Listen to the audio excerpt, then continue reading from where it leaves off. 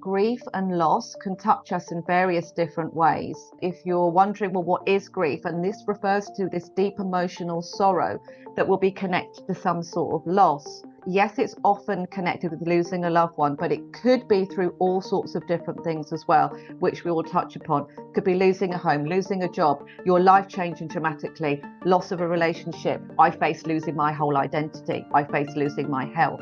I'm glad that I've made my page because it does help me keep going. I probably wouldn't have done something like this if something so traumatic didn't happen.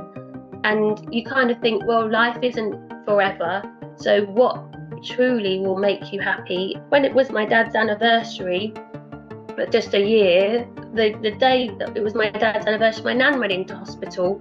So we couldn't even kind of grieve for that kind of thing because then my nan went in, and then it made me realise that there's always going to be challenges in life. I had a lot of people say, oh, you're very strong through this. Really, I am trying to just put one foot in front of the other. If I'm not trying that, then I'll just, you collapse.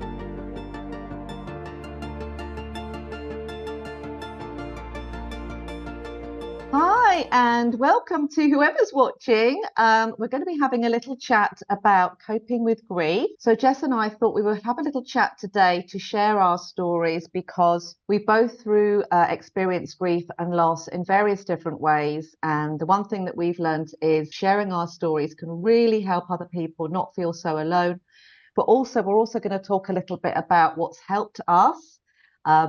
We're not experts I'm not a grief expert, and neither's Jess, but we're definitely experts in what we've experienced. And so, yeah, we'd love to hopefully help some people today, whoever's listening, help you. So what we're going to do is we're going to just briefly introduce ourselves. We're going to share our stories because you'll find out actually we have got some things in common, Jess and I. You'll soon find that out. We'll talk about what's helped both in the past and then what's helping now, because you'll find it when we talk, it's an ongoing process. And as I said, we're not experts. So at times I will refer to my notes because there will be research that I've done. And then we're going to finish with, I'm going to talk at the end about how exactly I help people. And Jess has got something very special to share. And then in the description of however we're sharing this information, there will be some information about how to get more help as well. I'll make sure we have that at the end, some support networks and organisations. So we're just going to tell you what our name is and what we actually do. So I'm Clare Welsh, and I'm an ex-teacher of 20 years, and I'm now a mindset coach, and I'm a cognitive behavioural hypnotherapist. That's quite a mouthful. You should have gone first. Over to you, Jess. And I'm Jess Bourne, and I'm a teacher. So I've been teaching for 10 years. This year, my 10th year. Ooh, okay. So we were just talking about how we found each other, and we found each other through Instagram, right? And through I was following a reaction channel, and it's really weird and we found this a lot about these little things, these little synchronicities, how one thing leads to another, these little links. And we're going to talk a little bit more about these various signs and things later, because we've both really experienced that. And so I was, because I'm in the therapy world, and then when I came across Jess's Instagram account, I was immediately captured and really moved by her story that she's going to tell you. And it's really helped me. And what I'm really pleased about, it got me reflecting on grief and loss, and it got me looking back, and it's helped me to process more things that I've gone through. And it's also it's helped me to understand that grief and loss can touch us in various different ways. And so I suppose before I get into my story, maybe I will just mention this now, that if you're wondering, well, what is grief? And this refers to this deep emotional sorrow that will be connected to some sort of loss. But what I want to say right off from the bat is it's often connected with losing a loved one, but it could be through all sorts of different things as well, which we will touch upon. It could be losing a home, losing a job, your life changing dramatically, loss of a relationship.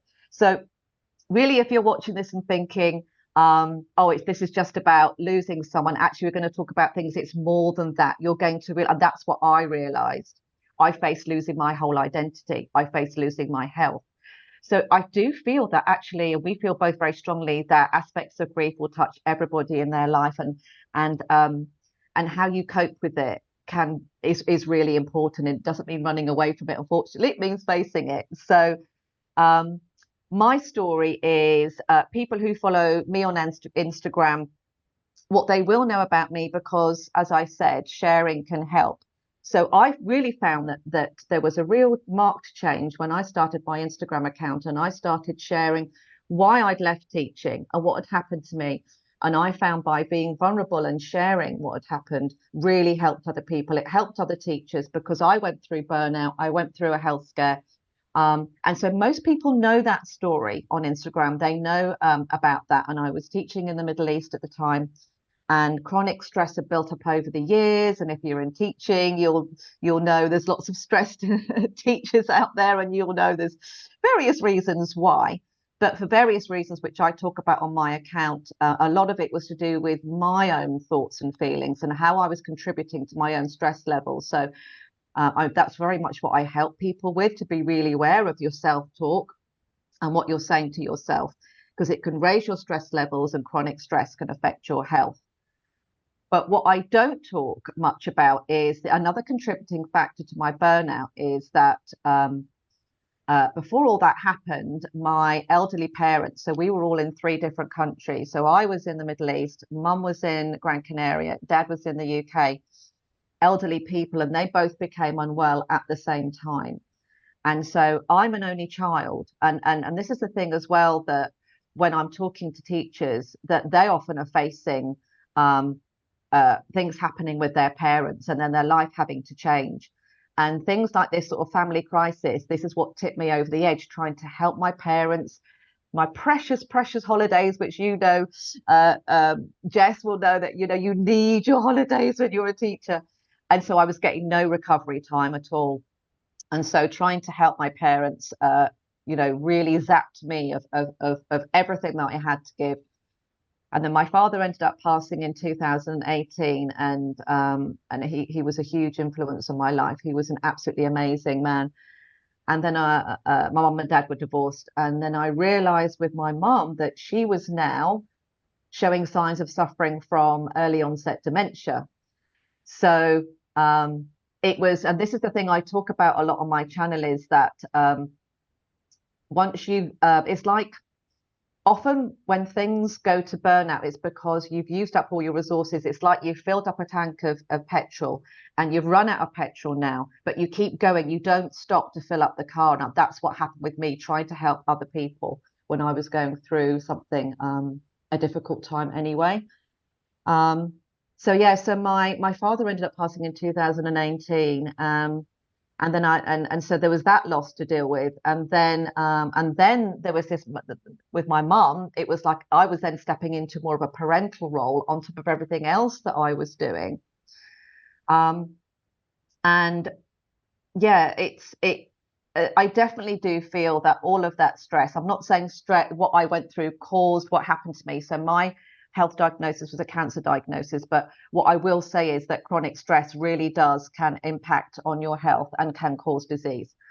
So that was a huge wake-up call for me, that facing my loss of my health was a huge wake-up call. And so I resigned from teaching, not really knowing what I was going to do. So that was good, but also then I was facing losing my identity as a teacher, and all my self-worth and everything had been attached to my identity as a teacher. So there was that loss as well, but there's often a silver lining, and Jess and I are firm believers in this. It is possible to go through really tough times and have good things happen as well. And I really want to say that to anybody that's going through a tough time. It is possible to have both the light and the dark. And had I not gone through what I went through, I wouldn't have found my therapy training. I wouldn't have found a career that really lights me up. It really matches me, and I wouldn't get to help people in the way that I really love now. So, strangely enough, I wouldn't take anything back in a way. I wish certain things had gone better than others. I wish things had gone a bit more easily. So that's sort of basically, that's my story. So yeah, Jess, do you want to share what happened with you? Yeah, so in 2022 now, trying to think back, yeah. So my mum got diagnosed with melanoma cancer, but it was very, very sudden and very quick. So we just got told that she had a couple of weeks left, and so automatically we all just froze, panicked, and everything. So um, my work's been amazing, and so I had time off to spend that time with my mum before she had gone, and that was almost like pre-grief because you know Mm, that she's going, but then she hasn't gone yet, but you don't. It was such a very bizarre feeling because she couldn't text because she was so unwell. But then when she got told she had those couple of weeks left, they put her on steroids, so then she was able to do more. So then I remember getting another text message from my mum, thinking, "Oh, you can." That I didn't think I'd ever get that ever again. And then I was like, do I want it? Do I not? Because I feel like because I'm not going to get it for a long time or forever anymore after that. So it was just, it was just such a surreal experience to be in. And mm, then obviously, because she came home for palliative care, so we spent so much time with her. My dad, he was incredible. He stayed in the same room with my mum and looked after her, wanted to be by her side. So then she passed away. I think she passed away on my nan's birthday. Very bizarre, but yeah, she did pass away on my nan's birthday in December. And then so that happened, and then we had the funeral, and things weren't quite the same, and they wasn't going to be. But it something wasn't quite right with my dad, and he really, really wasn't okay. And no matter how much he tried best, he did try to end his life once, and he got into hospital. He took himself to hospital actually because he said he instantly regretted it. So he promised us he wouldn't do it again, and he came out and he seemed a little bit better again. But then from my mum's death, like 6 months on, and it was exactly 6 months. I was at work, and unfortunately my work had to tell me, and my neighbours came, um, and then my dad, yeah, he sadly ended his life, and so that was just over a year ago. And I can, yeah, it still feels, sometimes it just feels like it's just happened. Um, mm, and because like we were saying earlier, that the pain's always going to be there, mm, but it's just, it's going to go up and down. But for when it first happens, and for those good, I reckon, few years, it's going to take ages. It is very painful. mm. Um, so I did have, because I'm a teacher, I did have the summer holidays because my dad passed away in end of June. Okay. So I had time off work. I had 2 weeks left of work. My head teacher gave me, or just said, go, you don't think about work. And then I had the summer holidays, and I, I was I was in a bubble, obviously in a huge bubble, but I had lots of support around me. Um, but then I remember sitting in my living room one day and just thinking, do you know what? Like, this is so painful that people, if someone's already kind of struggling with their mental health, and then they Mm, get this on top of it, mm, it's really not. It's not. It's sometimes I feel like it wouldn't be bearable. yeah. Um, and especially like my dad when he suffered so much, and you just think what could have been done. Um, but then, so I just thought, we all need to stick together more than such, there's negativity in the world, Mm, and I just thought there needs to be a bit more positivity and teamwork with each other. So then mm, I remember just sitting there and thinking, oh, I really want to make a page just to help people and make like not make people feel alone and anymore in grief, but like we said, in just general mental health as well, because mm, I've always been interested in the mind and how it works, and like suffering from low mood and things like that. mm, Sometimes you do want, you think what can help you in that sense. So then once this happened, it gave me even more of a push. I think after my dad it was like double grief, and then I got told by some people you're going to get delayed grief because you haven't grieved for your mum, and then that's going to come out, and then you think, oh my god, where is this coming from? What do I need to look out for? It's like sudden like thunder and lightning. When's it going to happen? But I learned to just take each day as it comes, and Yeah. like we said, I'm no expert, but I'm just, yeah, we just got to help each other, and I've learned so much from starting my page and Mm, connecting with people, especially you, and how we've connected because with mm, the teaching side as well. mm, It's mm, really helped. I don't feel alone, and I feel like I've connected with people that are similar minded to me, mm, and are just here to support. And there's nothing from it. It's just here to support, and that's it. So mm, yeah, so I'm glad that I've made my page because it does help mm, me keep going as well as mm, other things. But I'm just grateful that I've done it and that I pushed myself to do it. And like you said, it does make you change your perspective, mm, because I probably wouldn't have done something like this if something so traumatic didn't happen. mm, And mm, you kind of think, well, life isn't forever. So what mm, truly will make you happy? Are you in the right job? Are you doing this? Or like, could I change something? And mm, so yeah, it does really, really make you think. And then when it was my dad's anniversary, but just a year, the day that it was my dad's anniversary, my nan went into hospital. So we couldn't even kind of grieve for that kind of thing, because then my mm. nan went in, and then it made me realise that there's always going to be challenges in life, because Yeah. there is. You can't escape from it. Yep. So then I'm just learning that you've got to not enjoy, but you just got to keep going, and not think, oh, I can't wait till this is over, because when my nan's okay, or when this is done, or Yeah. another year's over, I'll be okay now.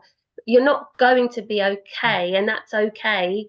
But Yeah. you just got to try and find ways to really enjoy Yes. the life that you have, really. Yes. So yeah, so that's really my journey, which I'm very much definitely still on, because there's times where I feel like the world's ending, and I'll be honest, I sometimes I think, God, I've made this page, and I'm here there crying, rocking back, and thinking, Yeah. oh, what's going on? But that's life, and no one's perfect. And yeah, it's just I've made it to help each other, and to just to show more awareness that it is hard. It Yeah. is going to be hard, but and I had a lot of people say, "Oh, you're very strong through this," and it used to annoy me. And I know people aren't being mean, or like they're not saying anything Mm. wrong, No, they're I trying to know. support you, but you just think, I have no choice. So Yes. I don't have choice to be Right. strong. And so yeah, sometimes you think, well, thanks, but Yeah. really I am trying to just put one foot in front of the other. If I'm not trying that, then I'll just you collapse. So yeah, Mm. it's just one huge journey, really.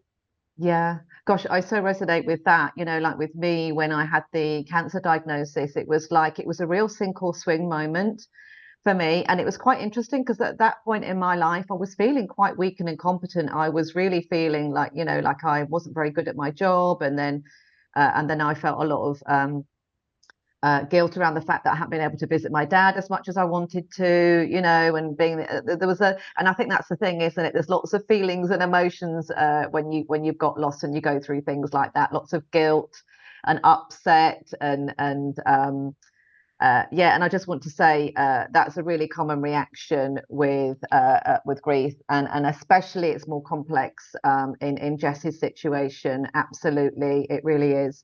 Um, and like Jess was saying, I think that what we're going to touch upon really about what we've done to help ourselves and some things that we can say anyway, but there's just sort of no right or wrong way. And looking it's like I don't know how you feel, Jess, but I feel like I'm honoring my dad's memory and even my mum, because like my mum lives with us now. We look after her, and she um like she's in her 90s now, and she isn't really my mum anymore, that she doesn't mother me and she doesn't look after me, but she's very, very strong. And she just gets on with things, and so that sort of I really admire that about her. But yeah, to do with sort of coping with the feelings and acknowledging the feelings and sharing that with other people. That helps other people, but also to let them know that I feel that really, look, good can come of this. Like, I found strength, like I did swim, even though I'd felt so weak and incompetent at the time. I sort of thought, I remember thinking, oh my gosh, I just might, like, I might die. I researched it all. I'm like, oh my gosh, and I'd never faced my own mortality before. And gosh, that's a big one. So it's almost like double sides of the coin. Like, we've both sort of dealt with quite an extreme situation to do with death. And I'm sort of like you were saying, it really brings you up short, and you're like, you have got to make the most of it. Grasp joy wherever it is, because it's all transient. Nobody has a perfect life. Nobody has completely happy days. Like, nobody that you know will have a complete. Anybody you think is having a happy life all the time, they are not. They are not. We absolutely. So it's. I think we've both learned, haven't we, to look for the joy. Yeah. And I don't know how you feel, Jess, but it's. I found that I've simplified my life, and maybe that's not one of the things that maybe that I've mentioned in how to help, but maybe one of the things that talking about that what can help, and definitely like Jess and I are saying, it's engaging with the feelings, acknowledging them and not running away and not hiding from them, accepting. And it's that acceptance that this has happened, and that's quite hard, isn't it? It's the acceptance that this has actually happened, and And that's letting out it of out. it's out of your control. Yeah, it's out of your control. But what you can control is your own thoughts, feelings, and responses. And that's when I feel that, like you say, the letting go and letting it out is really important. So, if the tears happen, and if you need to rage, or that's when all the stress reduction strategies that I had, and anger management and all stuff like that, it's like it's really healthy to express how you feel. It's really Yeah. healthy to do that. I think that's a really strong message we would like to say, wouldn't you? Yeah, because I think I remember telling you it was all coming out in my body in ways of I had shingles, Mm, I had mm, pins and needles. I remember mm, I have to laugh about it, but I remember going to the doctor because I had pins and needles in my body, and I just sat down and went, I'm not okay. I just said, I'm not okay. I can't feel my hands, and this was just straight after my dad. So no, looking back, mm. I know I wasn't okay, and that's okay. And then I've just said, like, I lost my mum, now I've lost my dad, and then it was like a complete burst to this random man. And I remember him just having like getting me a tissue, and then I didn't know I was going to do it, but Mm, it just came out. And then mm, he sat me down and said it is grief. And when mm, someone else, like, he was an expert, he's a doctor, and just getting that reassurance that, mm, this isn't, I'm not going mad, I'm not mm, I'm not going crazy, that this is normal. I was getting all spots, all like all on my body. mm. And I remember just thinking, what is this? But it was because it was just trying to come out. It's the And stress. Yeah, it's your it's body talking to you. stress. Yeah. Yeah. Mm, yeah. And then it's just knowing when to stop then. And Mm, you're not, and I learned, because I was a perfectionist. I wanted to do the best in things, and like my best ability in things. And I had to mm, learn that I'm not okay. I'm gonna do it. If I do half of what I used to do for now, then that's fine, and I mm, should be proud of myself. And that mm, took a very long time. Took a few months after my mum passed, and then my dad. I just mm, knew that I couldn't carry on, because it's the love, isn't it? You have so much mm, love for mm, the person that's gone. How can you be okay that they've gone mm, and you won't mm, see them anymore? So yeah, mm. Yeah, it is a process, and sometimes you feel like you accept it more than other days, don't you? And yeah.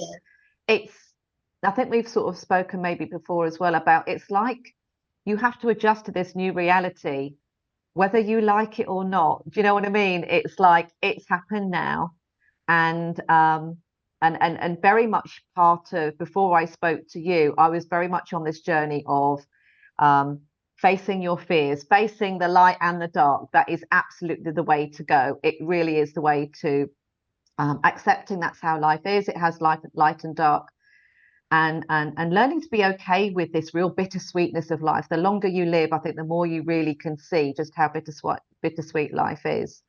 So we both had to go on this journey of just adjusting ourselves to this sort of, new reality, and trying to make the best of it. And I think both of us, and it's such a teacher thing to be perfectionist, but so I always say progress over perfection is what I try and say to myself, because otherwise you end up procrastinating and not doing anything. Yeah. That's what I will say. But yeah, but also teachers, it's a caring profession, and teachers are really caring people. They want to help, that we have this real inclination, this real desire to want to help and to make impact. So I think that I've really noticed that about teachers and ex-teachers. So it didn't surprise me when I found out that Jess was a teacher and that she's doing what she's doing to try and help others. It just seems to be ingrained in us. So we've talked about how you can still see the positivity in life. You can sort of think, okay, what can I learn from this? How can I help myself? How can I help others? That sort of readjustment. And then very much to do with what I do anyway with my work is this sort of acknowledging your thoughts and feelings, especially your thoughts and beliefs, and acknowledging the ones that aren't particularly helpful, and reframing them, so that you're not on this negative loop. Just say you have this negative loop of blaming yourself or shaming yourself or something. It's healthy to acknowledge those feelings and emotions, but feelings and emotions change. They're not facts. They're transient. One day you might feel it, and then the next day you might. So try not to get stuck in it. So it's sort Like of your feelings aren't you, are they? They don't define you. Right. Yeah. Yeah. And I feel like sometimes the days is like riding a wave, and especially with women and their hormones, it can really feel like you're riding waves, and you're like, oh, that's what that was about. On top of everything else, I had to cope with my hormones. Yeah. So and also I think that a lot of people, they talk about feeling very sad and very lost. So I do feel like with what Jess and I are doing, it is like almost like paying tribute. It's honoring their memory. It's speaking about them is a way of keeping them alive. That's how I feel. That's why I think it's amazing what you're doing, is you're keeping the memory of your mum and dad alive by talking about them on your account, which is really beautiful. And I hadn't really had a chance to talk about my parents so much. I sort of didn't know how I felt about really sharing that too much. So I'm thankful for this opportunity to acknowledge them, because I was very lucky, like you, to have amazing and wonderful parents. And then so a little bit about, so we've talked about accepting and reframing. That's two sort of ways that it can really help you to cope. And then another way is humor. And what Jess and I found with our dads, they sounded a little bit similar. Like my dad had no filter and was just who he was. He was ever so friendly, but sometimes he was a bit loud, and sometimes a bit like, oh God, Dad. But remembering that now, I can laugh about that. I can laugh and cry about that. What about you, Jess? What would you say about that? So like your dad, I had such a great relationship with my dad, and he was hilarious. He was a nutter, and everyone said it in a good way. Yeah. And yeah, even just being him, we just bounce off each other. But even like things that so my mum and dad were complete opposites, I'd say. Like my dad was quite open, loud. He would speak his mind, and my mum was a little bit more quieter, reserved. But she also had a great sense of humour. But there was a times like he loved earthing, and I love, it's great. He wouldn't care. He'd just take his shoes off in the park and walk, and my mum would walk in front of him and go, I'm not walking with you because you look crazy. And he's like, come on, what's the matter? Like, I'm just earthing. And I take my shoes off with him and do it with him, because I was kind of similar with my dad.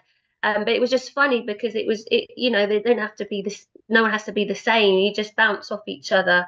And there's times now when I think of something that reminds me, or if someone says something or something's happened, I know my mum or my dad would laugh at it, and I can feel like, oh, they'd be laughing right now. Yes. And my mum, she left us a letter each, just as she was in her bed, just to say kind of goodbye or just a bit about us.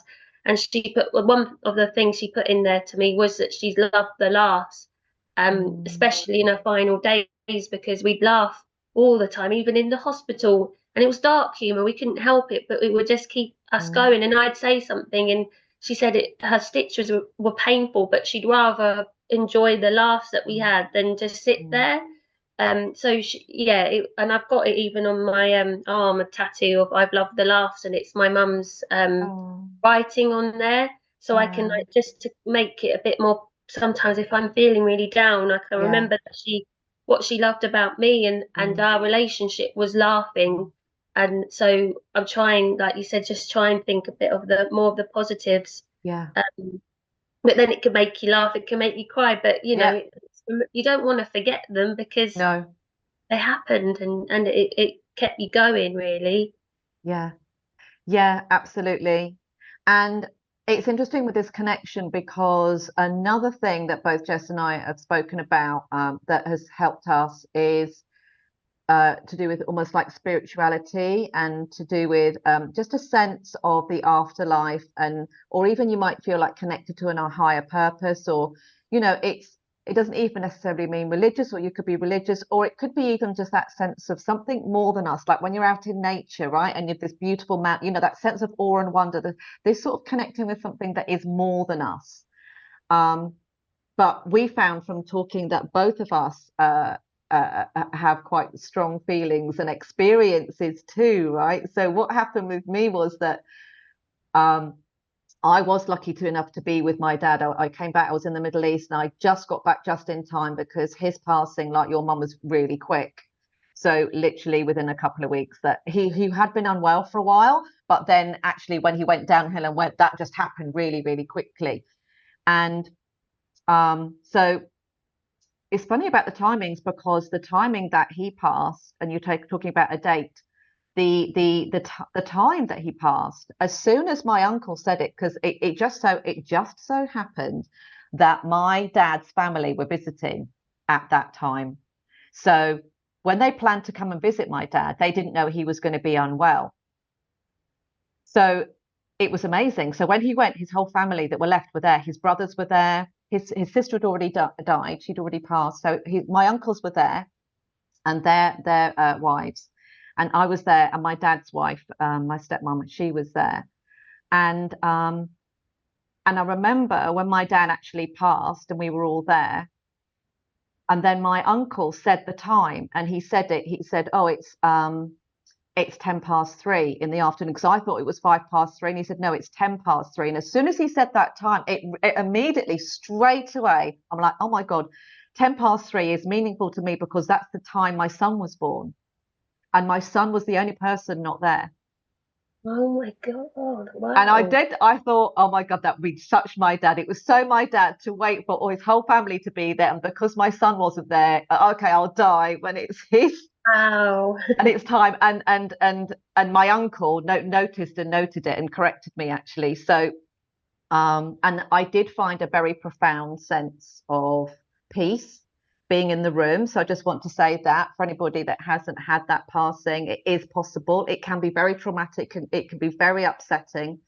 But I think you, Jess, did have a visit, didn't you? You went to see. So I just want to say as well, it's people are different when it comes to the actual death. But for me, I was pleased that that happened. I didn't want them to go to see my dad afterwards, but that was another thing where I think the acceptance and understanding what had happened. But I did have a sense of peace actually in that room. I did have a feeling that life had gone on. I did feel his presence in that room. Um, and then we'll talk about other signs as well. What would you say on that, Jess? So I did go and see my mum and my dad after they'd passed. I didn't know at the time. So with my mum, I wasn't there when my mum passed away because it was in the middle of the night. My dad rang her straight away when he found out. But we did see her, and we Yeah. saw her a few weeks after, and like I think when we were speaking before, it does look like it is crazy that it's just their body there. And I Mm. remember looking at my dad and thinking, wow, like he's definitely gone. Mm. He's gone somewhere else for Yeah. sure. Yeah. Um, yeah, it is a very strange feeling, Mm. but I felt kind of at peace with my mum, but my dad, because it was such a shock, Mm, mm, I just was more upset, really, to yeah. see him that way, because I think with suicide, you think they could have, well, everyone could carry on, they could have lasted longer and things like that, but Mm, I don't. It's just a very complicated grief with yeah. suicide, and it Mm, leaves you with questions and that you won't really ever get the answer to. yeah. So it's more of a traumatic shock, and Mm, but after that, I with the signs, so I did well after my mum passed away. So this was when my dad was alive. The night my mum passed away, Alexa had played about 5 times. Oh, I think I've said it, and it's not going to say anything. Yeah, that's what, I thought Alexa was going to start talking then. Um, so yeah, the music just came on without me even saying anything. I was just sitting here mm, watching a film, and it came on. The music came on. I turned it off. Came on about 5 times, and that was the night my mum passed away. And I just felt mm, something wasn't quite right, and I thought, I think she might honestly be going tonight, because that's strange. mm. And it only happened because I had a flatmate at the time. It was when she was with me, and I know that they wouldn't do it if I was on my own, because I would literally run out of the door, probably on the street, screaming. um, and then another time it did happen. Alexa just started talking, and my flatmate had come home. So it's just, I felt like they knew that my mum kind of knew that you're all right because you're with someone. I can do this. um, and then with the robin, I had a robin in my car park when my mum passed away, and it was there. It was there for about 6 months. It was just before. It's so strange because it went when my dad passed away, a couple of weeks before my dad passed away. And sound a bit crazy, but it brings up so many emotions because I was so lost then, and I'd just lost mum, and dad was he was really hard work, because it's like you said, that the roles was reverse, and he Mm, wasn't a dad, and he mm, wasn't looking after us, and that's fine. We were adults now, but mm, it was more like it was you were like walking on eggshells around him. mm, And we'd also lost mum as well, but he was just really, really low. mm, um so I just felt like that robin, I just saw it and I thought, wow. And then I remember, that the saying robins appear when loved ones are near. I had a little search on and had a little read about it, and I thought, wow, that could be my mum. And then a couple of weeks, I think a week before my dad passed away, I had a dream that my mum came through, and it wasn't like a dream of her before, like in the past. It was like a present dream, and she mm. said to me, "I'm okay now, but your dad's been a bit annoying, hasn't he?" And I know she would never say it's been a right old. I know she wasn't like that, and she wouldn't be like she's not. She wouldn't say it in a horrible way. Um, but she did just say he's been annoying, hasn't he? And I remember just crying and jumping on her, like to hug her. And then I woke up, Wow. and then the week after he passed away, and then that robin was no longer there. And yeah, Mm, it just all was very surreal. I get the robin sometimes, but not as often anymore. And I just feel like that maybe because she was hovering down, maybe waiting for him because she knew he wasn't okay. mm. Yeah, so Yeah. And it's interesting what you say about robins because I hadn't really noticed that so much. It was more like butterflies. But then when you said about the robin, and then I started noticing things, and then recently, my stepmom, um, she's gone into a care home, and so the house that her and my dad had, I had to go down in the summer and start going through it and looking through my dad's stuff when I was looking for his diaries and specifically, and I found them. But when I arrived there, this really lovely guy that's helping to he's the power of attorney for my stepmom and helping all of that. He went into the kitchen and I know I sort of I've been in this kitchen on and off over the years, and so I sort of recognized some of the mugs that they normally have. And so he said, "Do you want a cup of tea?" And I'd done this great big long journey, and I just, "Yes, please." And I was sort of knackered. So he made this cup of tea and he handed it to me in this cup. Oh, I can't look at it there. Yeah. And I've never seen that cup before. And I was like, at first I didn't realize, I didn't notice that that was on it. And then after it got it, and I was sort of drinking, then I looked and I went, oh my God. Hi, Dad. And then feathers is another one for me and Jess, I think, isn't it as well? So Yeah. um, this is the God's honest truth. Today, when I was thinking about this chat that Jess and I were going to have, I was in the kitchen and I still keep trying to work out, like if I see a feather and it's outside or something, like, okay, there's birds outside, they're going to shed the feathers. It's fine. There's an explanation, but it's just nice to feel connected. But I was in my kitchen and I was making a cup of coffee and I was sort of in and out of the fridge, opening the door. And as I sort of went to open or close the fridge door, sort of, and like that, and so my hand had come out and opened, and then in my hand, I looked down, and in the crook of my hand, this little feather just appeared Wow. from And they say nowhere. when it's like clear as well and white. Yeah. Yeah, that's crazy. And my kitchen is nowhere near the outside. It's completely not like there's no doors to the outside of the kitchen. So, um, Maybe they're giving us a bit of love and saying, "Oh, yeah, good, well done, guys, for I think sharing so. Yeah. the Yeah. And I think the grief." thing is, yeah, I think that, you don't have to believe, or it doesn't matter what you believe. I think that if something, if you feel that it's helping you, if it feels comforting, for me personally, I have my own beliefs and I have my own thoughts and feelings about it. And for me, that there is evidence there that life goes on. Um, but it doesn't matter. I don't need to convince anyone else. This is like personal to me. But signs can sort of help. Signs just because it's just like you say, keeping the memory alive and feeling this connection and feeling, and then just reminding. Fortunately, our memories of of people that if they were alive today and talking to us today, they would be encouraging and saying, well done. Like I know my dad would be saying, it's really good what you're doing, because he was a teacher, then he was an educational psychologist. So he would love what I'm doing. He would love this role that I'm doing. And it's like with your parents, they would love what you're doing, helping other people. Um, Yeah. and so really sort of the final thing is sort of to do with self-care, and sort of Jess touched upon that um if you sort of that can be a sign as well, sort of from the difference between grief and depression is, grief is natural, and it can be really horrible. It depends how extreme your situation is.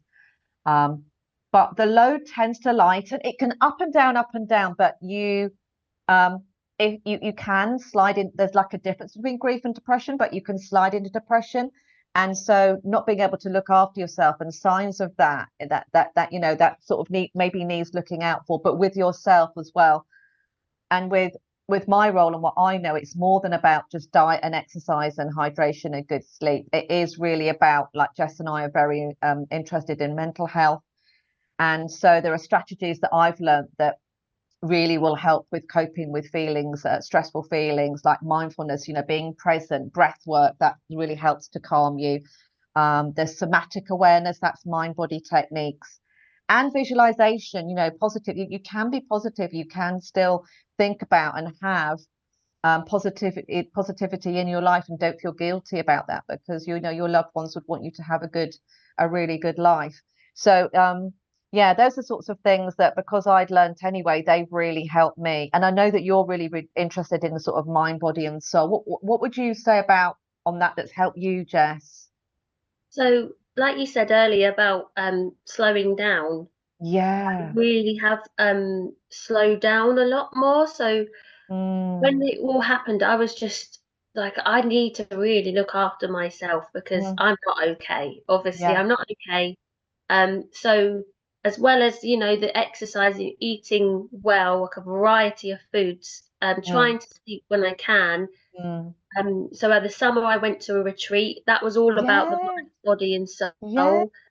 So last year I went to Mexico. It was already booked, but then my dad passed away, and it was already planned. So I wasn't in the right frame of mind. It was so hectic, and then it really made me think if I just slowed down, and then I could actually process it more rather than Yeah. keep busy, because Yeah. we tend to just keep busy and think, oh, I'll just keep busy so I won't think about it, but it just will only get worse because Yeah. even when I go back to work as well, I'm so busy in the day, Mm. and when I go to sleep, I dream, and my dreams, some of them are just, they're horrible. They're not very nice. It's me uncontrollably crying over my dad mostly, and then recently it's been my mum, and weirdly I'm like, yes, I'm processing my mum now. This is great because it was just my dad. He stole the show, and it was like I couldn't think about anything else. And then finally, I'm starting to actually, it's only 2 years later nearly, just actually really processing my mum now and thinking, oh, I really miss her. Damn.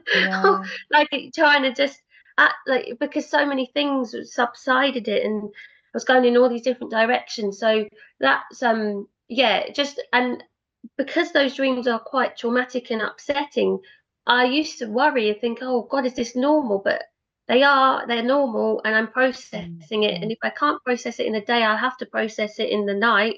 And it's my subconscious just trying to Yes. come to terms with things, which Yes. I'm actually grateful that it's doing that, and I Yeah. am feeling the pain, even though it's really painful, because otherwise it will come out in another way in my Yeah. body or in a Yeah. couple of months or years' time. Yes. But like you said, with the mind, body, and soul, the breath work, I didn't realize I was breathing incorrectly for years. That you went because they said, well, with society, we always, when we breathe in, we Yeah. want to, and we just go like this. Pull And our tummies in. Yeah. yeah, but then it's, yeah, breathing in and actually expanding your stomach like you've been showing me, which is great. But I still need to practice on that because sometimes I'm thinking, oh, am I okay? And then I've realized I haven't taken a breath. So Yeah. it's just learning Yes.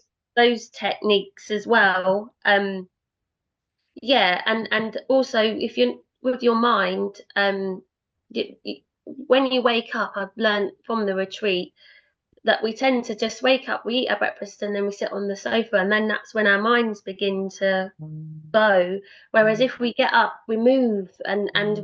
we shake our bodies, we put some music on, we Mm. dance, Mm. then Mm. we're letting out anything that we need to let out, and Yes. when straight away just mind, because the mind, body, and soul is all intertwined, and it's all as Mm. equal as each other. Mm. So it's making them all important Mm. rather than just one aspect or focusing entirely on one aspect of it. Mm. So slowing down has definitely helped. Yeah, and just talking as well, and knowing when you're not in a good way, reaching out to Mm. people, because Mm. you tend to want to just go inwards and think, oh, I'm Mm. just not okay. I'm not going to talk to anyone. I just ride the waves, but you just keep them in. And I think any, like, one that you really love and you trust, they would don't care you talking about your feelings if you're not okay. So I just, yeah, I reach out. I'm learned to reach out more, because you've got to talk to people Mm. when you're feeling down, and then when you're not feeling down, you kind of grasp onto it and think, oh, what can I do? I'm feeling Mm. okay at the moment, and then you try and utilize it, Yes. really. Yeah. You utilize your experiences, but then when you're not, you can utilize it by reaching out you're clutching on to people, and that's okay. You need help. You can't do things on your own. Yeah. So yeah, Yeah. that's what's happening at the moment. I Yeah, definitely and even as a therapist, like I definitely have people that help me, and some of my clients actually are therapists. We help each other, and so I think, yeah, that's the thing, is to reach out and speak to people, and like I said, we're going to put some helplines, and there's us as well. You can message us. We're going to put our Instagram details. You can always message us if you want to ask anything. I'm sure, right, Jess? We're happy for yeah, people to do cool. that. Yeah, So this is Jess's account, How to Love with Grief, and what she's done is she has written a book. So if you are intrigued by anything that Jess has been saying, and this has touched you in any way, and you want to know a bit more about Jess's story and a bit more about what we're talking about, Jess really goes into in more detail. So yeah, Jess, do you want to maybe just say a little bit about this to finish? yeah. So it was after my mum passed away. I started typing up kind of journal because it was also confusing what had happened. I wanted to put it in like a timeline at first to get it out of just so it wasn't just always in my head. So I put it as a timeline, and then I came onto what was helping me during my mum's passing and all the what had happened, the palliative care, not the unknown. So I just typed that in bullet points because I've made it quite practical. What's helped me during, so there's three parts. The first part was what I've processed and learnt during my mum's illness and death due to cancer.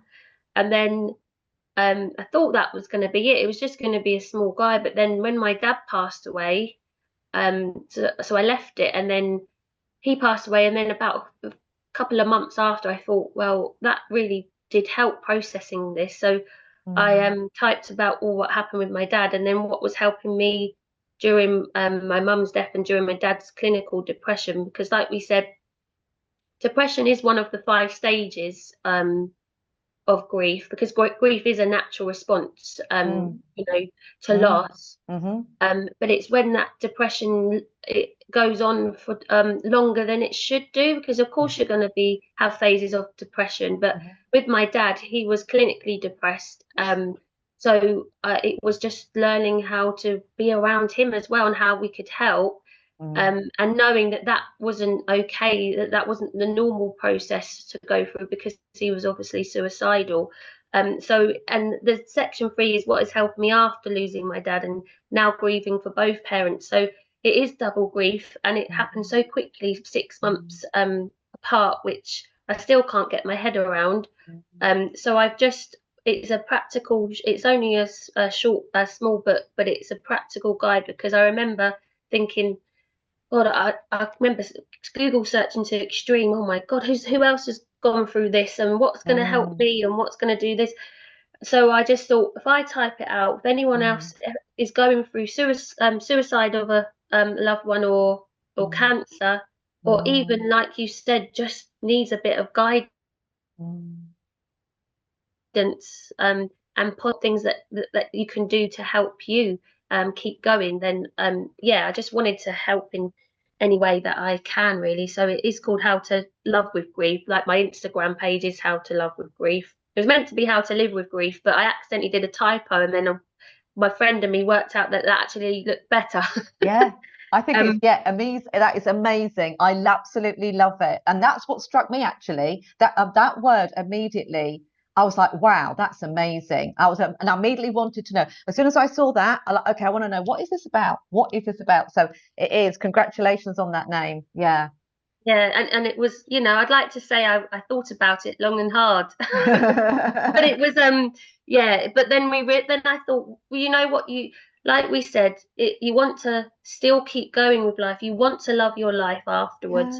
It's painful, but you've got to try and think of ways to keep going, to remember your loved ones. So it's really how to love your life with the grief that you are going to have, and to go through life with it, because you love them so much, you are going to feel loss and pain, and so it's just trying to cope as well as you can do. But there's up and down days. It doesn't go linear. It's up and down constantly. Oh, for sure, absolutely. I think that's the thing, is to understand that and trying to ride those waves.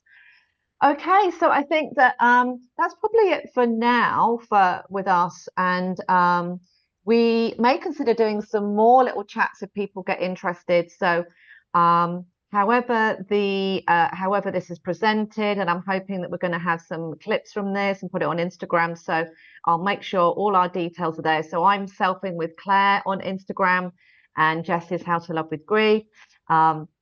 And you can find details of her book there as well, and I'll have that in the description when this goes out. So thank you so much to everybody who's been watching and listening, and we really hope that this has helped you.